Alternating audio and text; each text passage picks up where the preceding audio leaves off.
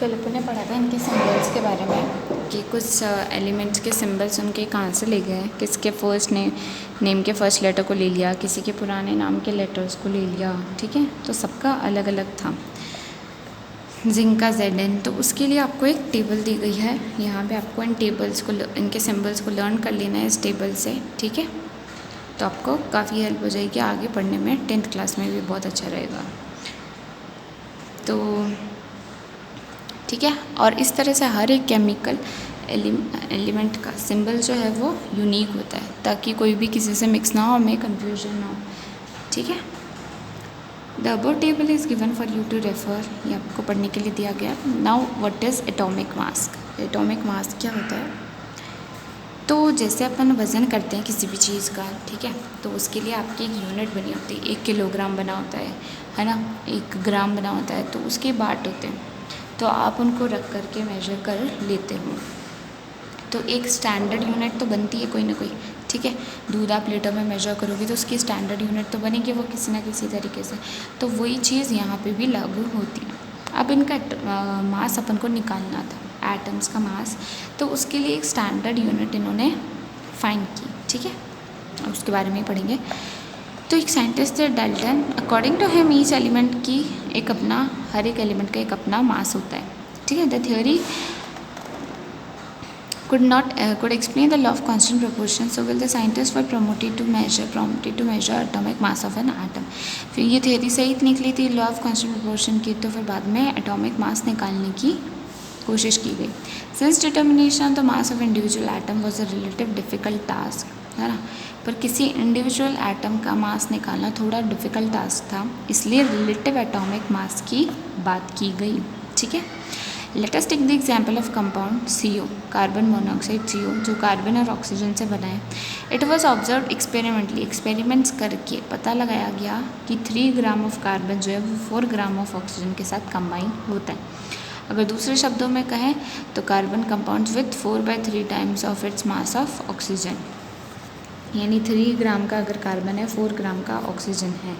ठीक है, तो यहाँ पे क्या कह रहा है, कार्बन कितने से कंबाइन होता है, जितना उसका 4/3 ऑफ कार्बन है, 4/3 times of mass, its mass of oxygen. ठीक है,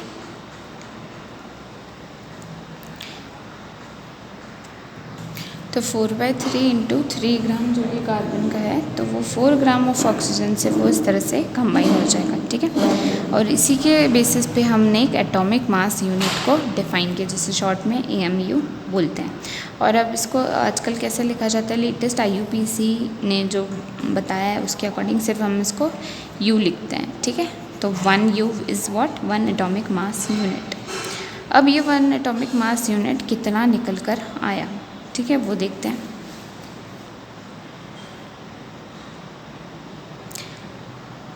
While oxygen atomic mass 1.33, however it is more convenient to have these numbers whole number or nearest to whole number। किसी का 1.33 समथिंग भी निकल कर अगर आया है तो उसको हम नियरेस्ट होल नंबर में ही लेते हैं, ध्यान रखना, क्योंकि होल नंबर्स में कंबाइन होते हैं, अपन ने यही पढ़ा था। तो while searching for various atomic mass unit, scientist initially क्या देखते हैं कि 1/16 of the mass of an atom of naturally occurring oxygen as the unit. Naturally oxygen का 16 मास निकल के आता है, तो उसका 1/16 अगर हम करते हैं तो वही 1 AMU हो जाता है, 1 एटॉमिक मास यूनिट। ठीक है, this was considered relevant due to 2 reason, तो इसको 2 रीजन्स की वजह से सही माना गया। वो 2 रीज़न क्या थे, ऑक्सीजन बहुत सारे एलिमेंट्स के साथ रिएक्ट करता है और कंपाउंड्स बनाता है, और इसका एटॉमिक मास यूनिट जो है उससे हमें सारे एलिमेंट्स, ऑलमोस्ट सारे एलिमेंट्स के मासेस जो है होल नंबर में मिल रहे थे। ठीक है, ऑलमोस्ट। बट 1961 में एक universally accepted atomic mass unit, उसने क्या बोला, कार्बन का जो 12 आइसोटोप होता है, आइसोटोप्स वगैरह आप इसमें पढ़ोगे भी आगे क्या होता है। ठीक है, वो सब तब समझ आ जाएगा। तो कार्बन 12 आइसोटोप को स्टैंडर्ड रेफरेंस चुना गया फॉर मेजरिंग एटॉमिक मासेस। जैसे अपन 1 किलो के बाट को इस्तेमाल करके अपन बाकी सारे वेट्स निकालते हैं, उसी तरह से इसके इस आइसोटोप को चूज़ करके उन्होंने एटॉमिक मासेस मेजर किए सारे एलिमेंट्स के इन द होल नंबर। तो 1 एटॉमिक मास को कितना लिया गया, equal to exactly 1/12 of the mass of 1 atom of carbon 12। 1 atom of carbon 12 का मास कितना निकल के आता है 12 ग्राम। एक्चुअली में इतना ही होता है और उसका 1/12 इन्होंने बोला। इट मीन्स 1 यूनिट जो है वो स्टैंडर्ड 1 एटॉमिक मास यूनिट बन गया।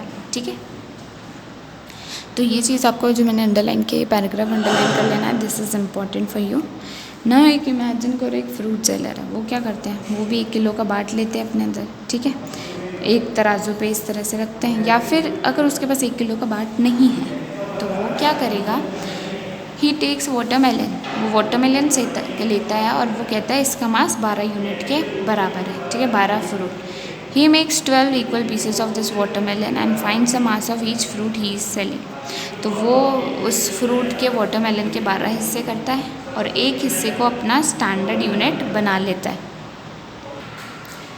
तो वो क्या करते हैं, एक स्टैंडर्ड पीस बना लेते हैं और इस पीस को वो बोलते हैं कि ये इसका इतना है, 12 वाटरमेलन यूनिट्स, एक यूनिट बना दिया इसको। ठीक है, अब 1 यूनिट से वो बाकी जो दूसरे फ्रूट्स है उसको वो मेजर करके सेल कर देगा। ठीक है, तो उसने रिलेटिव वेट किया कि ऑलमोस्ट इसके बराबर इतना हुआ होगा और इसको इसने, ठीक है, मान लिया अपना स्टैंडर्ड यूनिट। तो इसी तरह से एटम का भी किया जाता है। तो कार्बन का जो 12 आइसोटोप 12 वाला, उनको इन्होंने स्टैंडर्ड यूनिट मान लिया और उसके थ्रू सारे एलिमेंट्स का एटॉमिक मास जो है निकाला, कैलकुलेट किया। तो ये टेबल में निकल के आया एलिमेंट्स का एटॉमिक मास। ठीक है, तो ये कुछ एलिमेंट्स का एटॉमिक मास यहाँ दे रखा है जो कि आपको लर्न कर लेना है, हेल्पफुल रहेगा, वरना क्वेश्चन में आपको तो दे ही देंगे वो लोग। How do atoms exist, atoms are not able to exist independently. बोला था मैंने, अकेले ये एग्जिस्ट नहीं कर पाते, या तो या मॉलिक्यूल्स बनाएंगे या आयन्स बनाएंगे। जैसे N2 होगा, N अकेला एग्जिस्ट नहीं कर सकता तो इसको मॉलिक्यूल बनाना पड़ेगा। ठीक है, इसी तरह से आयरन Fe अकेला एग्जिस्ट नहीं कर सकता, वो किसी न किसी और में निकलता है, यानी किसी न किसी फॉर्म में निकलता है, फिर बाद में उसमें से धरती में से, फिर बाद में से उसमें प्योर आयरन को अलग करना पड़ता है। ठीक है, तो वो इंडिपेंडेंटली एग्जिस्ट नहीं कर पाते हैं। ठीक है, उनको बाद में अलग किया जाता है। दीज मॉलिक्यूल्स और ions aggregate too in large numbers to form the matter that we can see, feel और टच। तो ये एटम्स बहुत सारे, और एक सिंगल एटम लाइक आयरन का भी एक सिंगल एटम तो बिल्कुल अकेले एग्जिस्ट नहीं कर सकता, वो वाली बात है। आयरन तो अकेला फिर भी एग्जिस्ट करेगा, बट ये नेचर में पाए अपने और में जाते हैं, यानी अकेले नहीं पाए जाते हैं ये चीज़ें तो वो बात है। और एटम अकेला, सिंगल एटम कभी भी एग्जिस्ट नहीं कर सकता, वो बहुत सारे एटम्स के साथ ही मिलकर एक मैटर बनाकर ही रह सकता है, जो अपन देखते हैं, टच करते हैं या फील करते हैं। Now what is a molecule?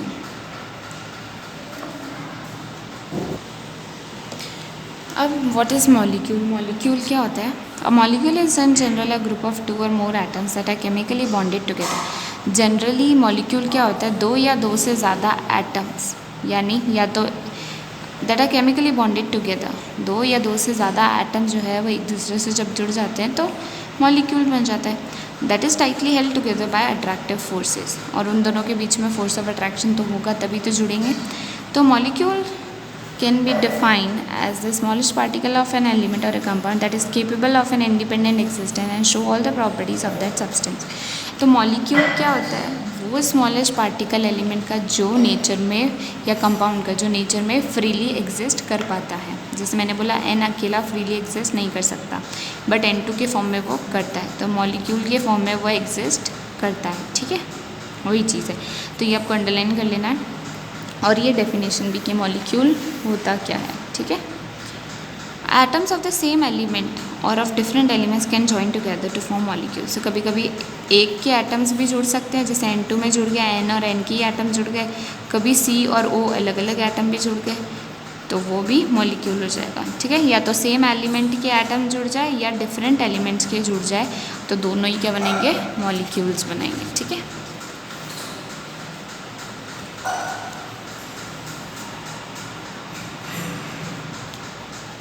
Molecules of elements. The molecules of element are constituted by the same type of atom. तो मॉलिक्यूल तो वो होगा जो सेम एलिमेंट से, सेम टाइप ऑफ एटम से बना होगा. जैसे मॉलिक्यूल्स ऑफ मेनी एलिमेंट्स जैसे आर्गन, हीलियम एक्सेट्रा, ये सिर्फ वन एटम से ही बने होते हैं क्योंकि ये इंडिपेंडेंटली एग्जिस्ट कर पाते हैं. आर्गन इसी फॉर्म में और हीलियम इसी फॉर्म में नेचर में एग्जिस्ट कर जाती है. But this is not the case. But ये सिर्फ रेयर केसेस है. मोस्ट ऑफ द केसेस में लाइक नॉन मेटल्स की अगर बात करें तो फिर वो अकेले एग्जिस्ट नहीं कर पाते. जैसे O2 है, O, तो ऑक्सीजन एलिमेंट O अकेला एग्जिस्ट नहीं कर पाता है. ये सिर्फ ओजोन लेयर जहाँ बनती है वहाँ अर्थ के एटमॉस्फेयर के बाहर वहीं एग्जिस्ट कर पाता है. तो अपने नेचर में तो नहीं एग्जिस्ट कर पाता, अपने एटमॉस्फेयर में. इसलिए ये O2 की फॉर्म में एग्जिस्ट करता है. तो O2 एक मॉलिक्यूल हो गया. अगर 3 atoms of oxygen unite into a molecule, या फिर अगर 3 बना ले, ठीक है, यूजुअली 2 की जगह O3, तो क्या बन जाएगा, ओजोन बन जाएगा. ठीक है. तो the number of atoms constituting a molecule is known as its atomicity. तो जितने नंबर ऑफ एटम जुड़ रहे हैं, यानी यहाँ ऑक्सीजन के 3 एटम जुड़ रहे हैं, तो यहाँ इसकी एटॉमिसिटी कितनी हो गई, इसकी एटॉमिसिटी 3 हो गई. तो अगर 2 ऑक्सीजन के एटम जुड़ रहे हैं तो उसकी एटॉमिसिटी 2 हो जाती है. ठीक है. Metals and some other elements such as carbon do not have a simple structure but consist of a very large and indefinite number of atoms bonded together. Carbon की तो बात ही बिल्कुल अलग होती है सबसे. ठीक है. क्योंकि कार्बन की पूरी अलग केमिस्ट्री चलती है. वो बिल्कुल अलग तरीके से जुड़ता है लोगों से, अलग तरीके से बॉन्ड बनाता है और उसके स्ट्रक्चर्स काफ़ी बड़े बड़े होते हैं. मतलब बहुत 16 कार्बन, 17 कार्बन, इतने उनके बेसिक स्ट्रक्चर्स होते हैं.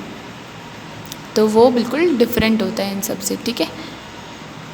तो अब अपन यहाँ एक एलिमेंट देखो, आप इनकी एटॉमिसिटी देखो. तो इनकी एटॉमिसिटी अगर सिंगल है तो मोनो एटॉमिक हो जाएगा. 2 में जुड़ते हैं जैसे H2 होता है, N2 होता है, O2 होता है, तो ये सब डाई एटॉमिक हो जाएगा. Cl2 होता है, इन्हीं में एग्जिस्ट कर पाते हैं. फॉस्फोरस है, ये टेट्रा एटॉमिक 4, टेट्रा मीन्स 4, तो फॉस्फोरस P4 में एग्जिस्ट करता है ज़्यादातर नेचर में.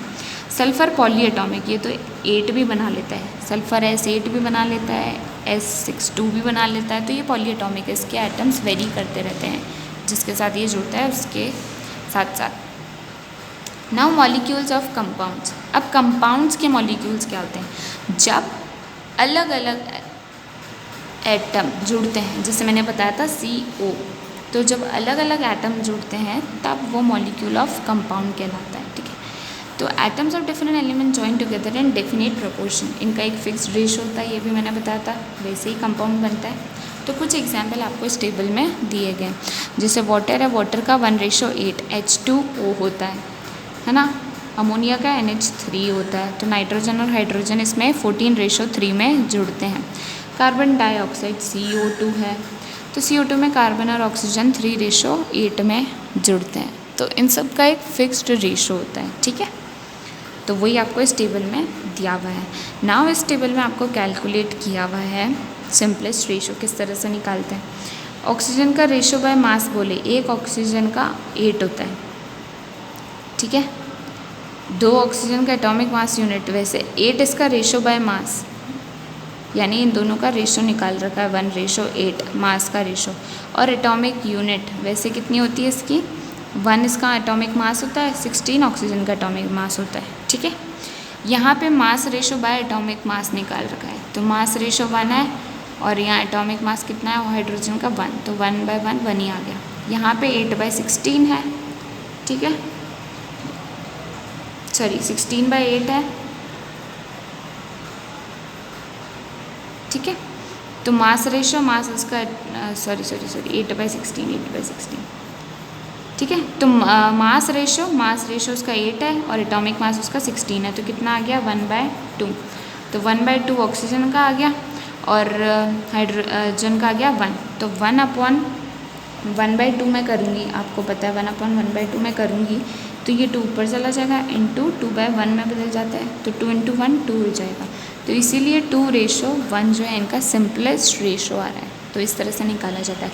इसीलिए पता चलेगा कि 2 हाइड्रोजन कंबाइन होंगे एक ऑक्सीजन के साथ, यानी H2 कंबाइन होगा एक ऑक्सीजन के साथ. तो इसलिए पता चलता है कि H2O कंपाउंड में कितने हाइड्रोजन और कितने ऑक्सीजन होंगे इस टेबल के थ्रू. ठीक है. समझ में आ गया. कोई डाउट हो तो पूछ लेना. नेक्स्ट आगे अपन नेक्स्ट क्लास में पढ़ेंगे.